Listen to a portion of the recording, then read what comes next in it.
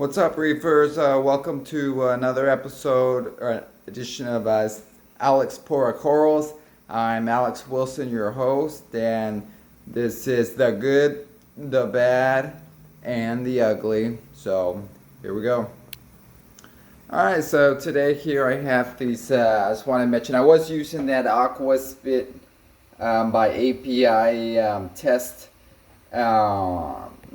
testers that were pretty good. However, it was a little frustrating because the phosphate on it was too high, so it wasn't getting into the range that I was looking for. You know, it was everything. It was just like 1 part per million, 2 parts per million.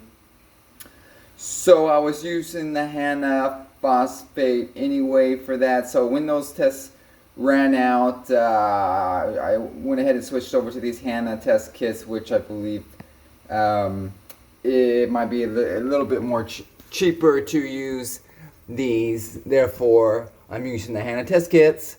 This is the alkalinity, the phosphate, ultra low phosphate test kit, and the nitrate high range test kit, right? Yeah, so those are the ones that everybody uses recently and seem to have the best results with. So, but it does take time. You know, the nitrate one takes a good 7 minutes, and then the phosphate one takes a good 3 minutes. The alkalinity is instant. They're extremely easy to use. Of course, just with the one vial, you put the one packet in there. It's almost the same procedure for all three, and that. But I'm testing my two systems here, right? I have my quarantine system, and then I have my display system. So I'm doing so I'm doing the 3-6 tests right there, just for the two separate systems. So ideally it would be better to have a system by Hana where it's just like one quick test that hits all three of them just like within a couple seconds, similar to the AquaSpin.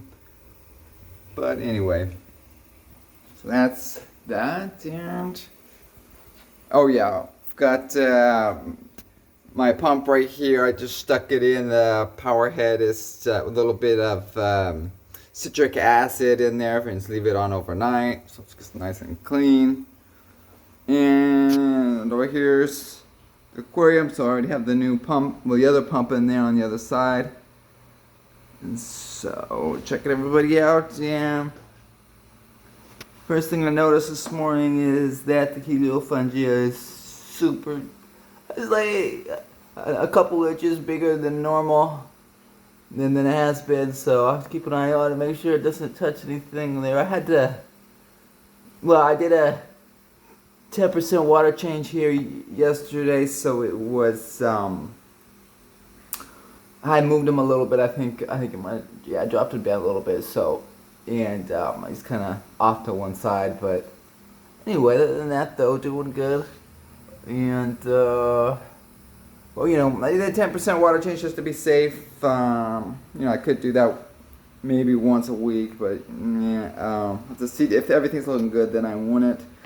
But in this case, to start off, when I'm doing these water changes, in this case, it has a lot of rock, so and all of the gravel there. In theory, I could vacuum a little bit of the crushed coral there, but this one has so much rock going all the way up, and it's, I've got wall-to-wall corals here going all across the bottom everywhere, so there's no room for siphoning out detritus anywhere. But luckily at this point, there's no algae that's just piling up on the bottom, which has happened in the past a little bit, and I've sucked small amounts out.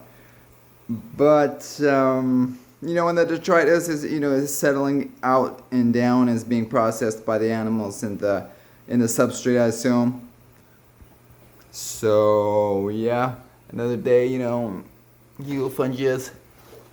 I might have to move my Christmas tree worm rock if it gets closer than that. But other than that, and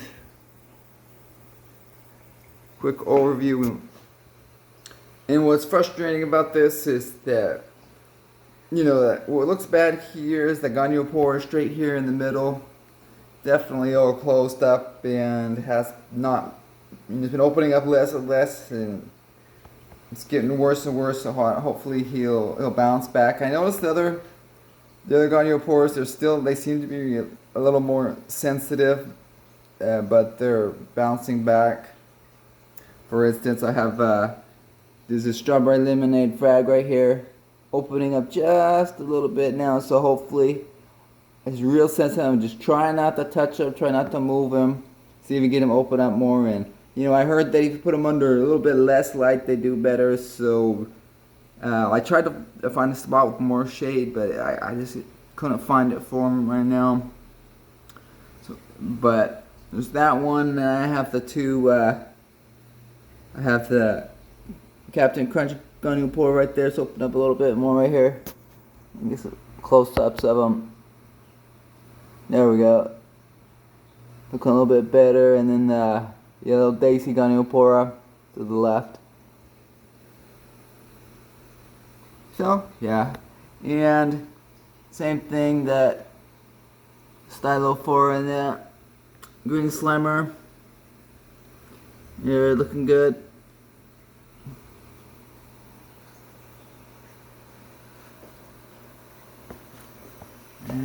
Same thing. Same as my last update. Crazy clam or clam rock over there. A huge, like 4-inch clam on the red mushrooms. That was pretty crazy. Hopefully, it'll probably die off. Generally, but hopefully the clam will live. I don't know. And on the big aquarium, everything's pretty much the same. And full of the browns everywhere, all along the gravel all caked up with the browns and the greens. And I stir it up once a day. I hit the glass once a day. And I guess that's it for an update today.